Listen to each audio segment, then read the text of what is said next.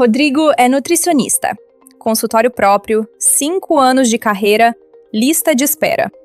Em outubro do ano passado, uma paciente deixou de pagar 3 sessões seguidas, R$ 750 no total. Rodrigo sabia.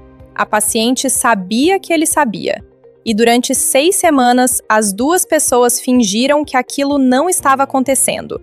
Rodrigo não é desonesto, não é ingênuo, não tem medo de conversas difíceis na vida pessoal. Mas toda vez que chegava o momento de abordar o assunto, algo travava. E o silêncio se tornava cada vez mais caro. Não só em dinheiro, mas em energia, em tensão, em sessões onde ele atendia alguém que devia e fingia que não devia. Se você já viveu alguma versão dessa cena, este vídeo é para você. Não para falar sobre como superar o bloqueio emocional de cobrar. Não para te dar um roteiro de frases que quebram o gelo sem awkward, mas para explicar o que está realmente acontecendo quando essa situação se repete no seu consultório, escritório ou na sua agenda, e o que os profissionais que recebem bem fazem de diferente. A diferença não é coragem, não é frieza emocional, não é ter uma personalidade mais assertiva. A diferença é processo. Nos próximos minutos, você vai entender por que a dificuldade de cobrar não é um traço de personalidade, é uma lacuna de operação. E vai sair com um método estruturado que preserva o relacionamento e aumenta a taxa de recebimento, sem precisar se transformar em outra pessoa para isso. Existe uma razão estrutural para o constrangimento de cobrar ser mais intenso para médicos, psicólogos, advogados e nutricionistas do que para a maioria dos outros prestadores de serviço. Não é sensibilidade excessiva, é a natureza da relação que você constrói com quem atende. Pense no que acontece quando um paciente chega ao seu consultório. Você sabe coisas sobre ele que as pessoas mais próximas dele não sabem. Você escutou medos que ele nunca verbalizou para mais ninguém. Você acompanhou um processo que foi, em algum momento, vulnerável. Essa relação tem valor. E você, como profissional ético, protege esse valor. Agora, imagine interromper esse espaço para falar de dinheiro. Para a maioria dos profissionais liberais, isso parece uma contradição. Como se cobrar fosse contaminar algo que tem outra natureza. Como se o dinheiro e a confiança não pudessem coexistir no mesmo espaço sem que um comprometa o outro. Essa tensão é real. Não é ilusão, não é fraqueza, não é amadorismo. É uma tensão genuína que existe na estrutura da sua profissão. O problema é o que ela faz com o seu comportamento quando alguém não paga. Sem processo, o que acontece é sempre a mesma sequência. No primeiro mês de inadimplência, você espera. Talvez seja um esquecimento, talvez a pessoa regularize sozinha. No segundo mês, você considera mencionar, mas o momento nunca parece certo. No terceiro mês, a dívida já é grande o suficiente para que a conversa pareça ainda mais difícil. E o silêncio já durou tanto que quebrá-lo parece agressivo. Cada semana que passa sem cobrança não preserva o relacionamento. Ela aumenta o custo emocional da conversa que precisa acontecer. E aqui está o ponto que a maioria dos profissionais não percebe. O constrangimento não cresce porque você ficou mais sensível. Cresce porque a dívida ficou maior e o silêncio durou mais. Cada dia sem processo transforma um problema pequeno em um problema grande. Agora, uma pergunta direta. Você já tentou cobrar de forma informal e a coisa ficou estranha? Provavelmente sim. E provavelmente a conversa foi desconfortável, não porque você disse algo errado, mas porque foi uma conversa que nunca deveria ter chegado ao estágio em que chegou. O constrangimento de cobrar não começa no momento da cobrança, ele começa antes. Começa na ausência de uma comunicação clara sobre pagamento desde o início da relação. Começa na falta de um processo que separa o relacionamento profissional do controle financeiro, para que os dois possam coexistir sem que um contamine o outro. Profissionais que cobram bem não são mais assertivos. Eles têm um processo que começa antes da inadimplência acontecer e que, quando ela acontece, não depende de coragem situacional para ser executado. Vamos tornar isso concreto. Imagine que você atende 20 clientes ou pacientes por semana. Historicamente, 10% tem algum evento de inadimplência ao longo do ano. Um mês que atrasou, uma sessão que ficou em aberto, um honorário que demorou a entrar. Isso é 2 clientes por ano, o que parece pouco. Mas o custo real não está no número, está na energia que cada caso consome. Sem processo, cada situação de inadimplência exige uma decisão nova. Quando cobrar? Como cobrar? Por qual canal? Qual tom usar? E se a pessoa não responder? E se ela responder e der uma desculpa? E se a relação esfriar depois da conversa? Cada decisão dessas consome tempo e energia, que você deveria estar usando no seu trabalho principal.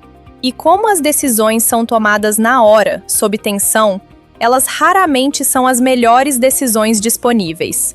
Mas existe algo pior do que o custo individual de cada caso. Existe o padrão que se forma ao longo do tempo. Quando um cliente atrasa e não é cobrado, ou é cobrado de forma hesitante, tardia e informal, ele aprende algo sobre como funciona a relação com você. Não conscientemente, necessariamente, mas o comportamento registra. Atrasar não tem consequência imediata. O profissional vai esperar, vai ser compreensivo, vai evitar o desconforto tanto quanto eu.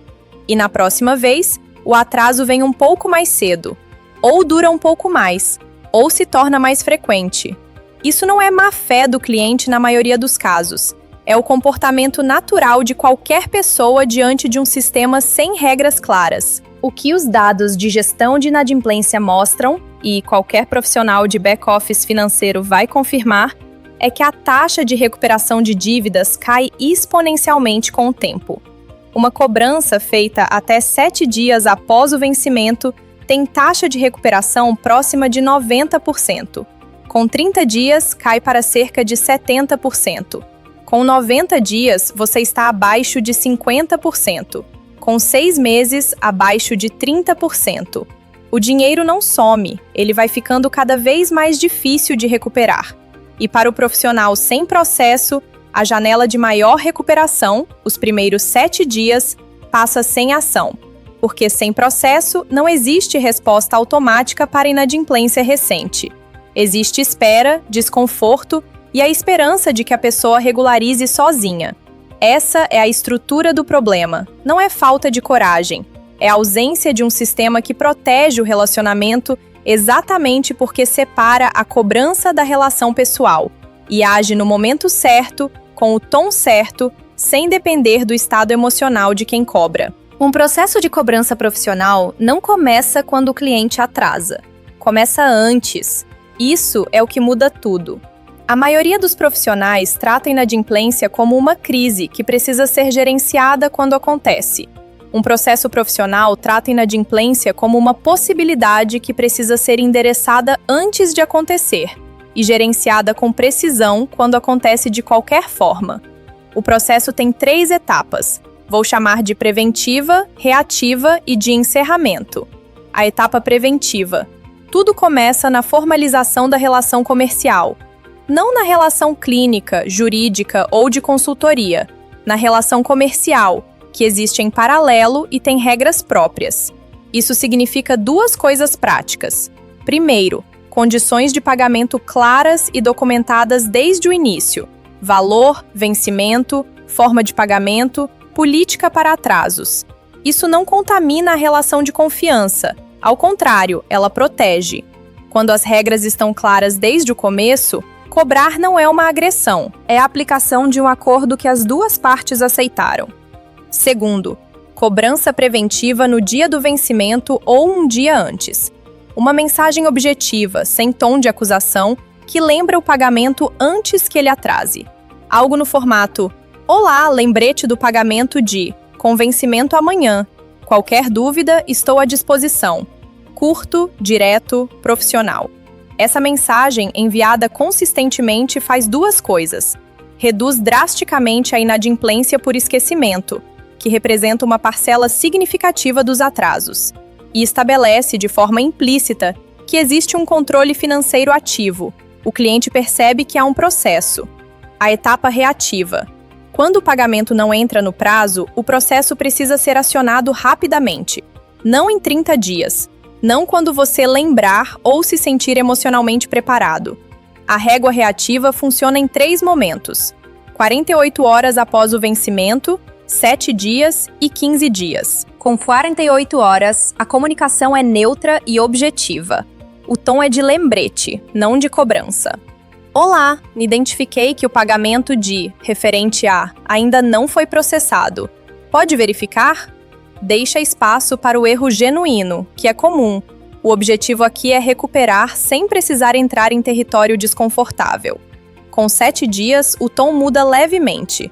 A mensagem reconhece que já houve uma comunicação anterior, confirma que o pagamento está pendente e abre espaço para um acordo. Caso tenha havido alguma dificuldade, me avise para que possamos combinar uma forma de regularizar. Com 15 dias, a mensagem é clara sobre as consequências práticas.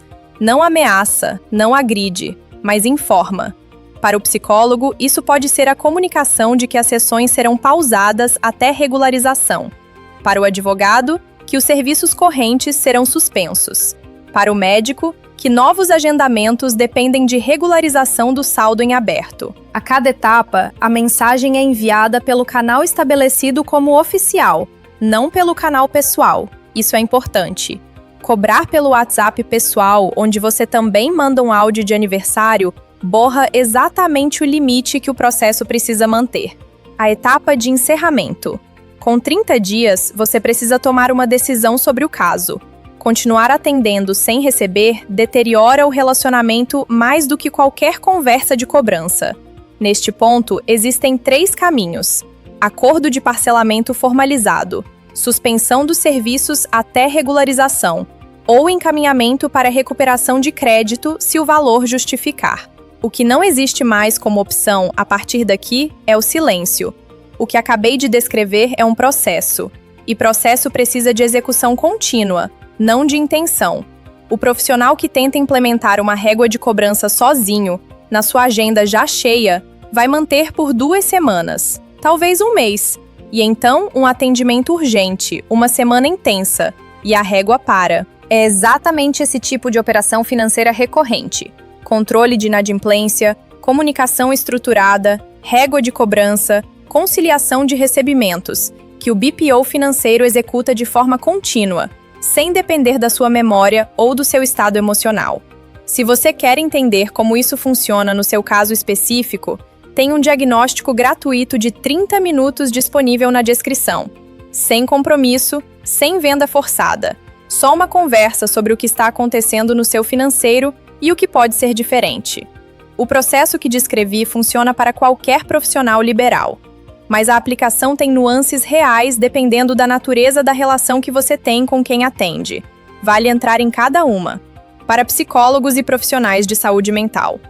Essa é, possivelmente, a relação onde o constrangimento de cobrar é mais intenso e onde a ausência de processo mais prejudica o próprio tratamento. Existe um paradoxo aqui que poucos nomeiam. Quando o psicólogo evita cobrar um paciente inadimplente para não comprometer o vínculo terapêutico, ele introduz na relação uma assimetria financeira não resolvida, que afeta o vínculo de forma muito mais profunda do que uma cobrança direta jamais afetaria. O paciente que deve e continua sendo atendido sem consequência sente isso. Às vezes conscientemente, às vezes não. E a dinâmica da relação muda. O processo recomendado para a saúde mental inclui um ponto específico. A comunicação de cobrança nunca deve acontecer dentro do espaço terapêutico. Ela acontece por canal administrativo, fora da sessão, por uma mensagem objetiva e sem carga emocional. Isso protege o espaço clínico exatamente porque não mistura os 2 registros. Para advogados, a atenção aqui é diferente. O cliente muitas vezes está em um momento de vulnerabilidade, litígio, divórcio, questão trabalhista. E cobrar parece explorar essa vulnerabilidade. Além disso, existe o temor de que a cobrança seja interpretada como pressão para aceitar um acordo desfavorável, ou que fragilize a lealdade do cliente em um momento crítico. O processo para advogados precisa ser formalizado desde o contrato de honorários, com clareza sobre fases de pagamento, parcelas vinculadas a etapas processuais e política explícita para atrasos. Quando isso está no contrato assinado, cobrar não é um gesto pessoal. É a aplicação de um instrumento que o próprio cliente leu e assinou. Para casos de honorários de êxito, o processo de comunicação deve antecipar o momento de cobrança. O cliente precisa saber com clareza o que vence e quando.